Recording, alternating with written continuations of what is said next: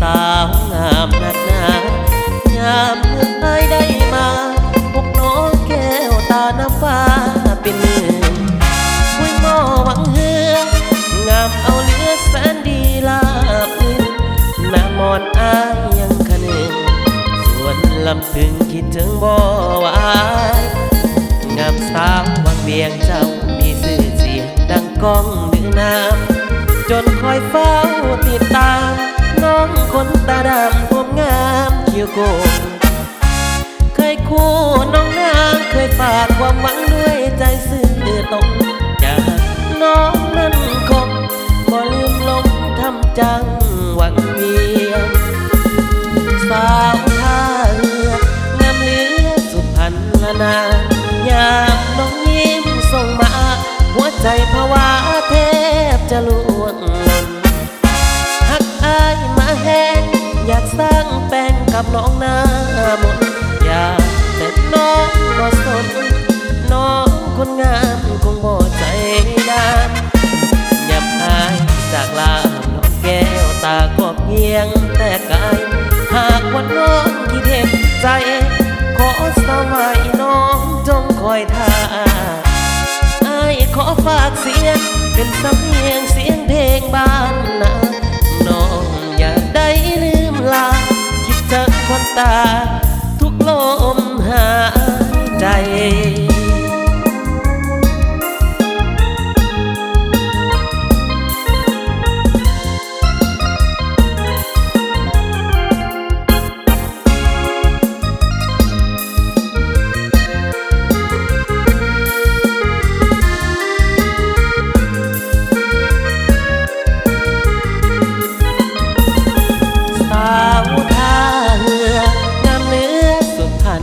นายามน้องยิ้มส่งมาหัวใจภาวะแทบจะล่วงหล่นหักอายมาแห้งอยากสร้างแป้งกับน้องหน้ามนอยากแต่น้องบ่สนน้องคนงามคงบ่ใจดำยับอายจากลาห่างน้องแก้วตาก็เพียงแต่กายหากว่าน้องคิดเห็นใจขอสามไว้น้องจงคอยท่าไอ้ขอฝากเสียงเป็นสำเนียงเสียงเพลงบ้านนาน้องอย่าได้ลืมลาคิดถึงคนตาทุกลมหายใจ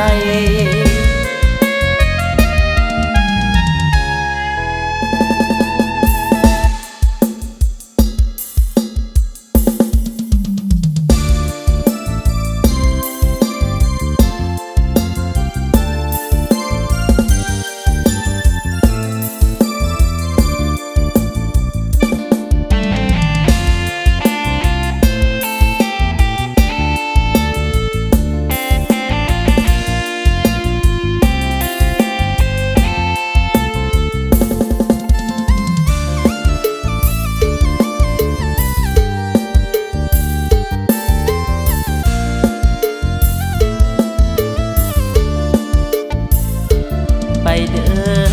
เดินคนคืนอย่าได้ละแวงไปแต่เศร้าหอดแลงจะฝนหรือแรงบ่เคยไว้วันนักธุรกิจเอาชีวิตสู้เป็นเดิมพันเมียอยู่บ้านอย่าได้ไว้วันให้น้องนั้นเฮ็ดใจง่ายเบียกน้อยเบียกไงต้องไปตามใจลูกค้าเบียกงานเอาแต่มาสิมากำหนดเวลาเป็นโมงบ่ได้เว้นเหนือคืนก็ต้องยืนสู้ทนต่อไปคิดทอดเงินแทบขาดใจน้องสามไว้จงเห็นใจอายนักธุรกิจผู้ช่วยคิดก็คือภรรยาคอยเตือนย้ำไปย้ำมาเป็นที่ปรึกษาของอายเป็นผู้จัดสรรช่วยกันให้ได้ดังหมายน้องอย่าละแวงแต่อาย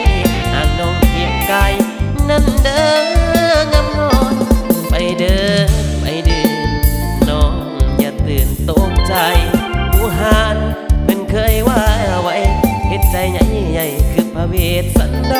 รนักธุรกิจบ่เคยคิดนอกใจงามงอนเมียอยู่บ้านอย่าได้สั่นคลอนถึงยามนอนหัวกอดหมอนแทนมี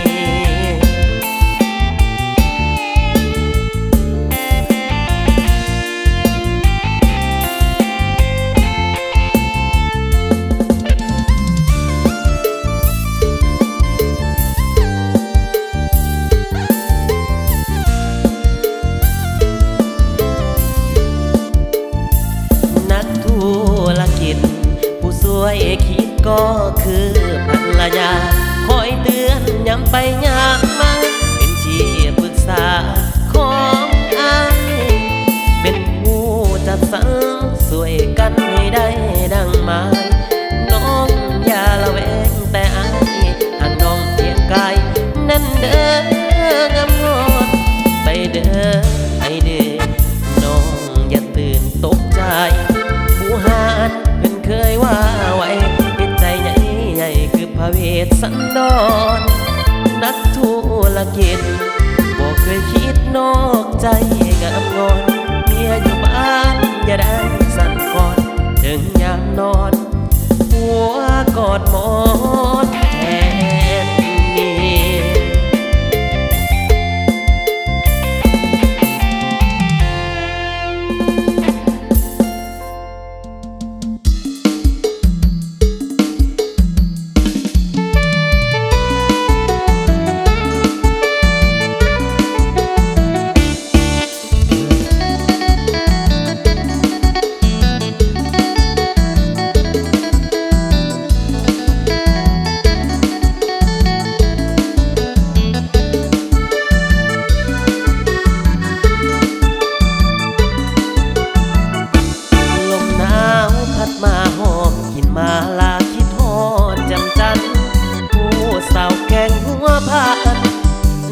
นั้นอยู่กับผู้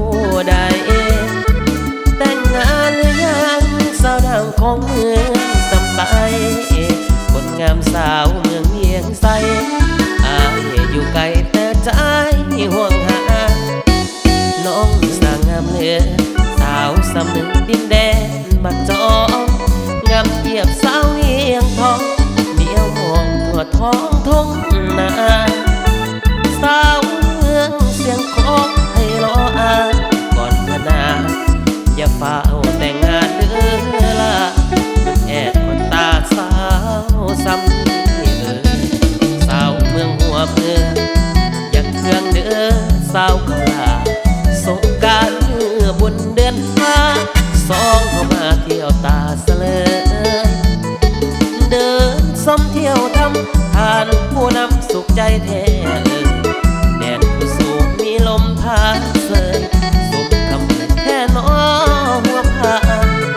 ยำอายจากลาของฝากมาบักช่องบากคายนอไหลนอแกงแซ่บหลายหอมกินอายดังแก้มควันตานอลั่นนอคมเคยต้มห่วมกินกันมาสาวงามอยู่ใต้ลมฟ้าใส่จะมาเทียบสาวทัน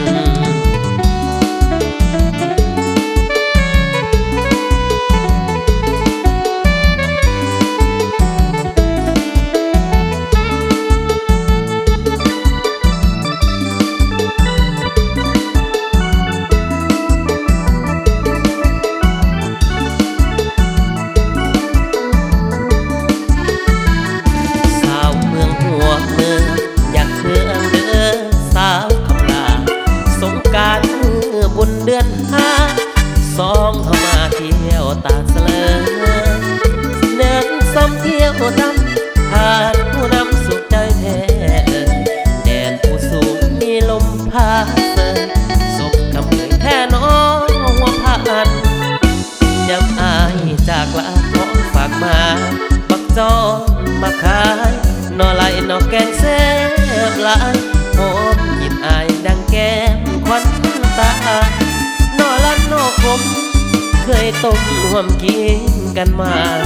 สาวงามอยู่ใต้ลมฟ้าใส่จะมาเที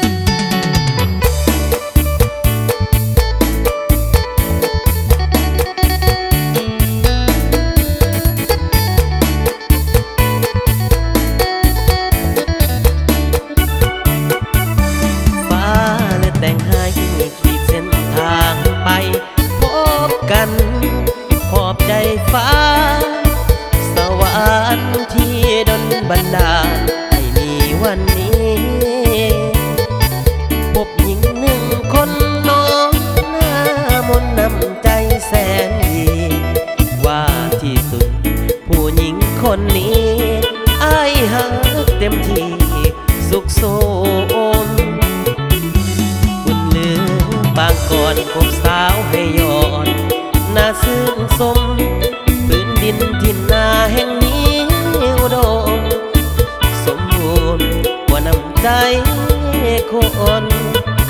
แก้วแหวนเงินทองบ่เปรียบได้น้ำใจหน้ามนถึงน้องจะอยู่บ้านนาป่าสนแต่น้องเป็นคนที่อายพอใจย่อมือสาธุ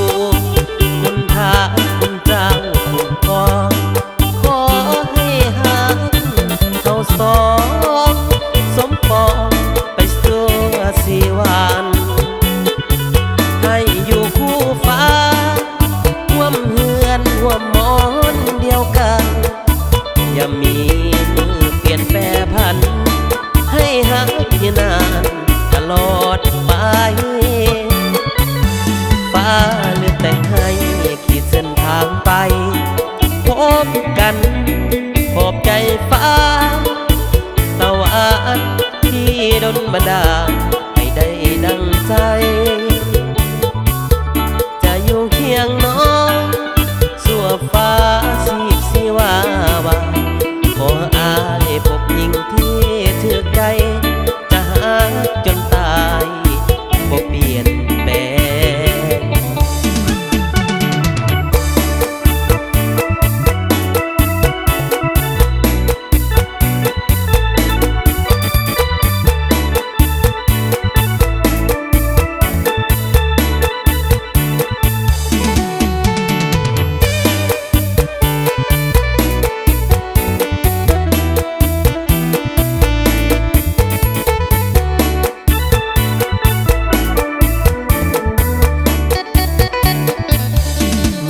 มือสาธุ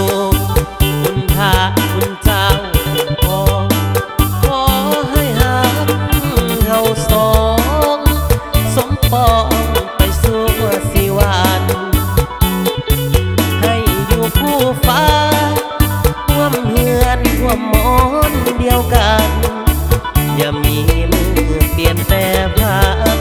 ให้หักยืนนานตลอดไป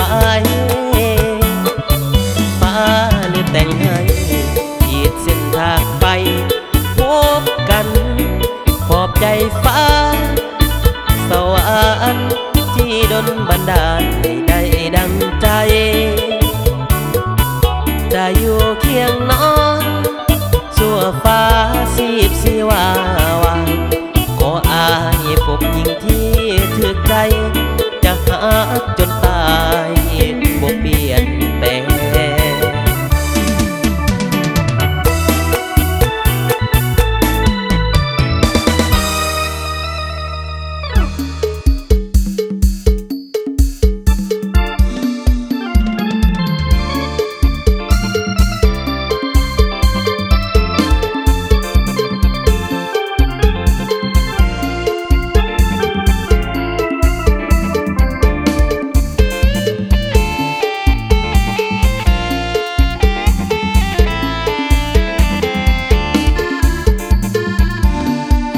เหือลีฟังลงไปตามดำน้ำเสโดนพายเหือผัดแกงหินโคนเก็บผักกระโดนดอกไข่ใบยาแวะยามแม่เศร้าพี่น้องสองฝั่งทาลาบุญนี้จึงได้มาหาโดนน้องแก้วตาสาวฝั่งแก้มเซสาวบ้านจำปีบุญอายมีจึงได้พบผ่านโซโลสาวงามลาวันคิดฮอดจึงหันเยี่ยมยามถามข่าวเดือนเนื้อเดือนตายดีใจได้พบสาวหัวแดงแก่นแก้วเคยเศร้าพักผ่อนยามเหงาหายเหนื่อยกายาสาวผู้ทองขันสวนมอนไปมาหากันบรรทัดปักซ้อนเข่งสันคิดฮอดทุกวันบอกเคยลืมลายโซ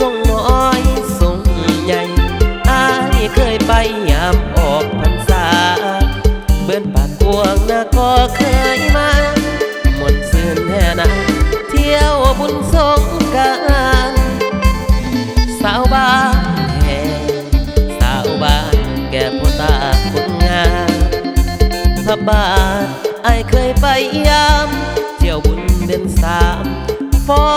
นละมงเกี่ยวกันสาวบ้านท่าหลวงอายเป็นห่วงท่าสารคามสาวห้วยปูนอุดมยังจำก่อนเคยสัมพันธ์สาวฝั่งเสโด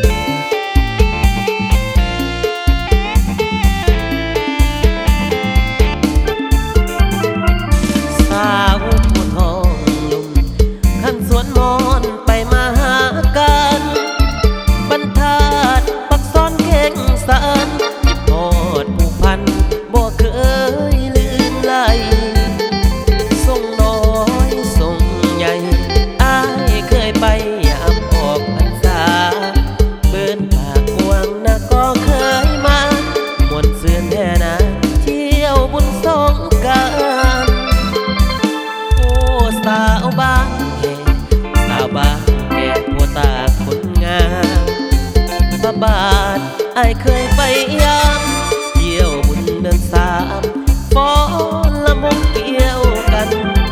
สาวบ้านท่าหลวงไอเป็นห่วงท่าสารคามสาวห้วยปูนมุงอุดมยังจำก่อนเคยสัมพันธ์สาวฝั่งเสโด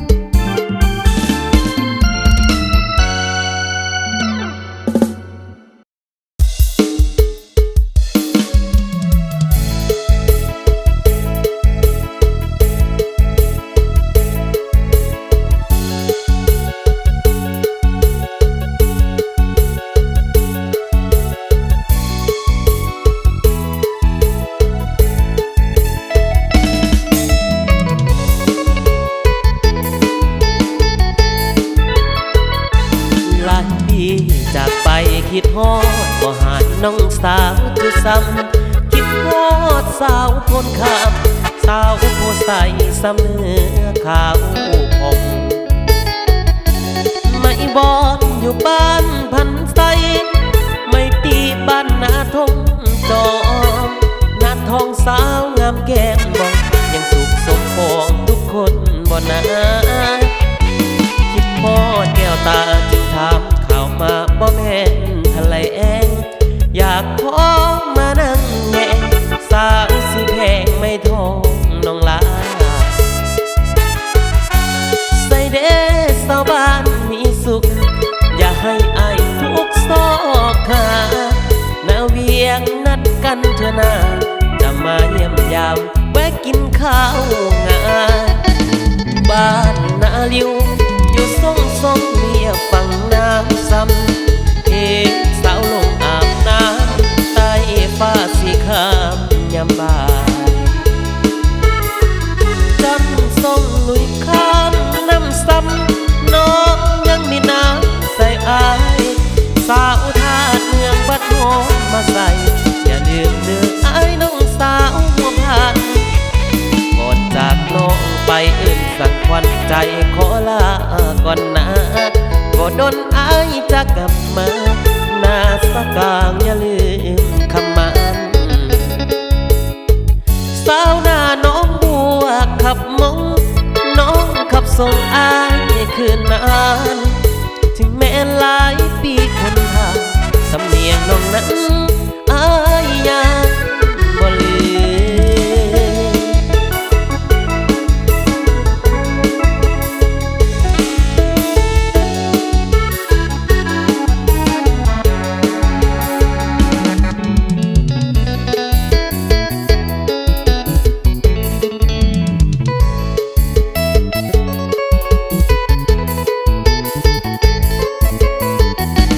บ้านนาลิวอยู่สองเลียบฝั่งน้ำซ้ น้ำใต้ฟ้าสีขามยามบ่ายนอนทรงหนุ่ยข้ามน้ำซ้ำน้องยังบินน้ำใส่อายสาวทานเมืองพัดท้องมาใส่อย่าลืมเด้ออายน้องสาวหัวพรานก่อนจากน้องไปอื่นสั่งควันใจขอลาก่อนนะบ่ดนอายจะกลับมานาสักกลางยังลืมคำมันสาวหน้าน้องบัวขับมองน้องขับส่งอายคืนนานถึงแม้หลายปีพ้นผ่านสำเนียงน้องนั้นอายยังบ่ลืม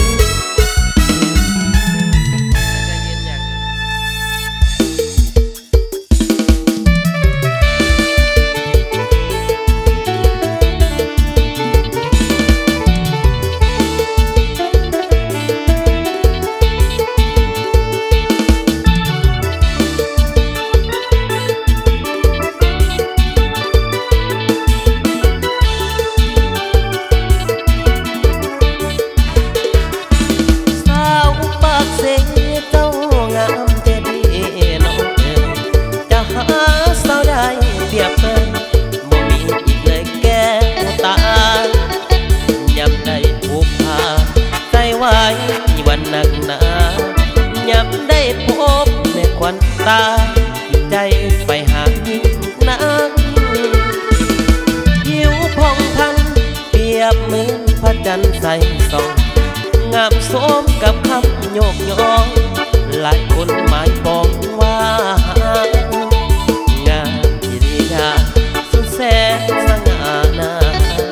ให้ได้เห็นก็ลงมักใจแม่ขวัญสีวีสาวไทยถ้าหลวงพรสีคลายข้างเกินแสนงามแสนงามหน้าบึง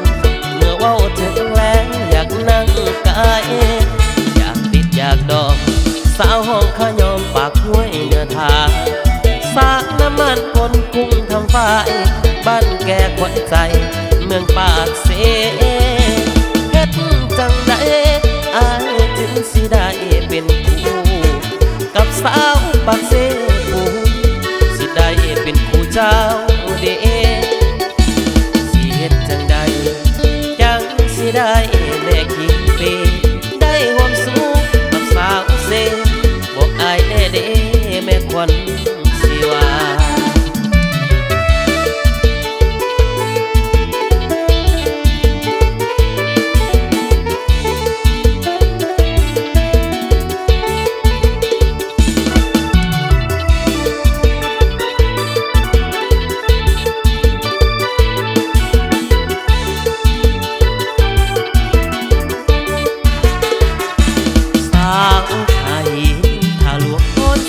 ข้างเกิน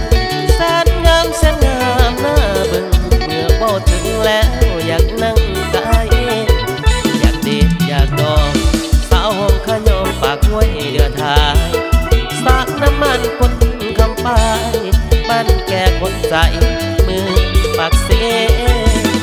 เฮ็ดจังใดอายจึงสิได้เป็นคู่กับสาวปากเสผู้สิได้เป็นคู่เจ้าเด้สิเฮ็ดจังใดจังสิได้แม่ขี้ปีได้ห่วมสู้กับสาวเสบอกอายแน่เด้แม่ควันสิว่า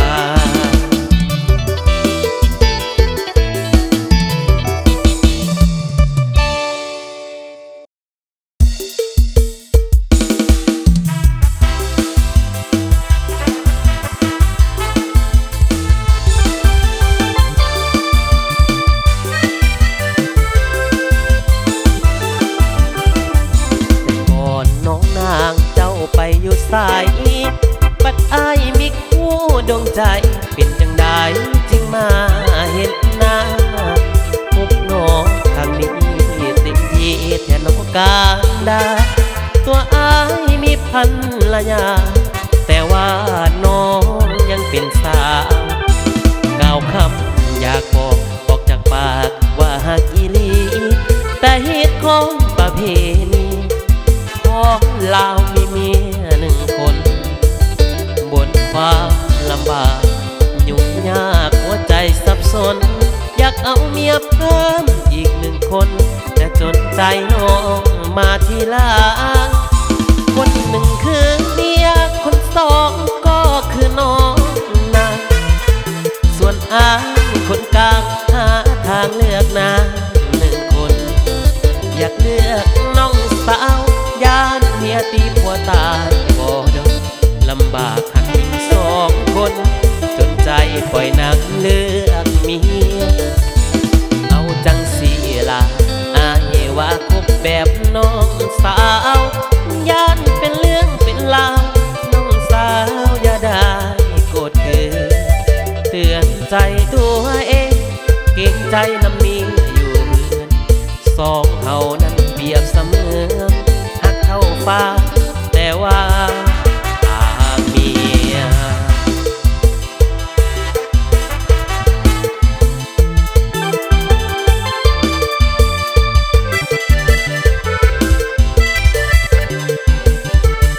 คนหนึ่งคือเมียคนสองก็คือน้องนาส่วนอาคนกลางหาทางเลือกนางหนึ่งคนอยากเลือกน้องสาวยานเมียตีผัวตายบ่ดอกลำบากหักยิ่งสองคนจนใจปล่อยนางเลือกเมียเอาจังสีลาอายว่าคบแบบน้องสาวยานเป็นเรื่องเป็นราวน้องสาวอย่าได้โกรธเกินเตือนใจตัวเองเกรงใจน้ำมีอยู่เรือนสองเฮานั้นเปรียบเสมือนหักเท่าฟ้าแต่ว่าข้าเมีย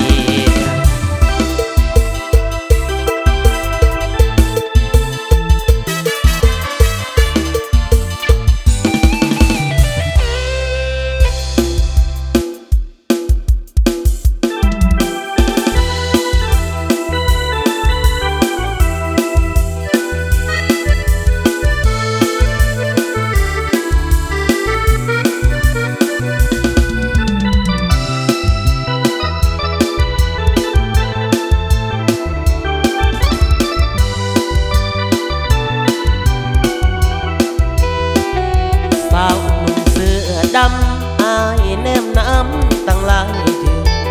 บ่ได้แนมตั้งแต่เสื้อน้องงามบ่เบื่อสาวหนุ่มเสื้อดำเสื้อเขียวเสื้อลายให้ว่างามหลายก็ตามแต่อายนี่คิดอำลามนำสาวเสื้อดำบ่มียามเศร้าสิว่าจังใดบ้านอยู่ไสบอกอายแน่พอได้ไปยามไปแลเห็นหน้าพ่อแม่เพื่อถามข่าวข่ามีแฟนหรือยังหรือใจนั้นยังว่างเปล่ากรุณาเชิญน้องสาวให้น้องเบายังเปิดใจหนุ่มเสื้อดำสางมางามแท้ดีล่ะขอจับเบิ่งแดกควันตาน้องซื้อมาราคาเท่าได้จากเสื้อดอกน้องสิบ่แต่ต้องถึงข้างในหากว่าน้องมักหลายสิซื้อมาให้อีกจาก3 ผืนสาวเสื้อดำอายขอน้ำเมื่อส่งสิได้บ่น้อคิวกงบ้านท่าบ้านทงอายก็บ่ถือหากน้องสนใจอายสิไปเป็นมือปืนป้องกันทั้งเว้นทั้งคืนบ่ให้ไปซื้อมากวนใจนา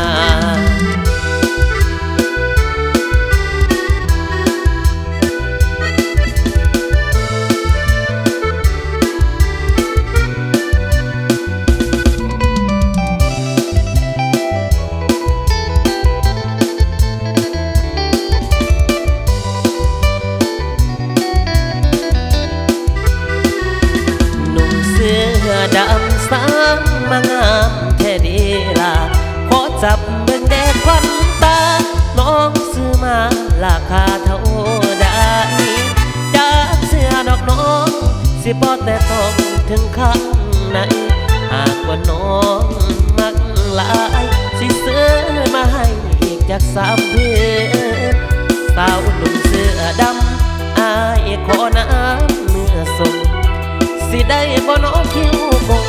บ้านท่าบ้านทุ่งอายก็บ่ถือหากน้องสนใจเป็นมือปืนป้องกันทั้งเว้นทั้งคืนบ่ให้ไฟฟื้นมากวนใจนา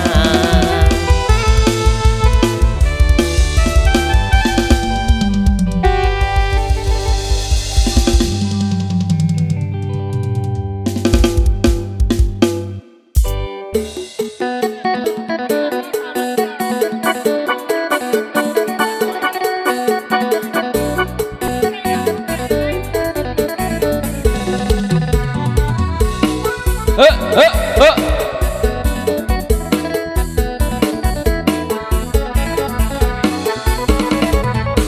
ดีใจได้รับสปาเขียนจากไงและฟังเพลงทั้งสามปากมากับเมื่อหางยาวก็สบายและเพียงใจสาวโดนแต่เสื้อและพวกเราปักไทย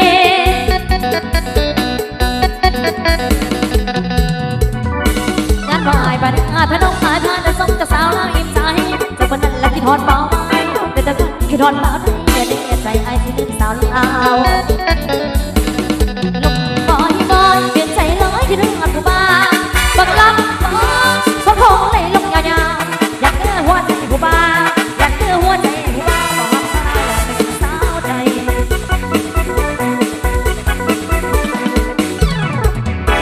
หากอายว่ามีใจสองว่ามีงานดอกสาวแล้วก็เอาได้รับของเลิศสิมาควงใจแต่ฉันเพียงเล่ากับใครบ่มีความหมายสิกันใจสองเราบ่มีความหมายสิกันใจสองเรา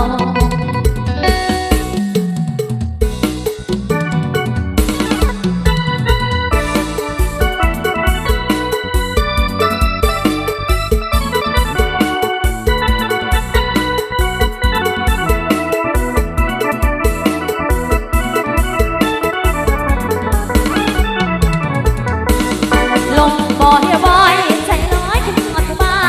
บักลับเขาทงเลยลงยาวๆอยากเจอหัวใจผู้บ้าอยากเจอหัวใจผู้บ้าบอกรักสาวแล้วเป็นสาวไทย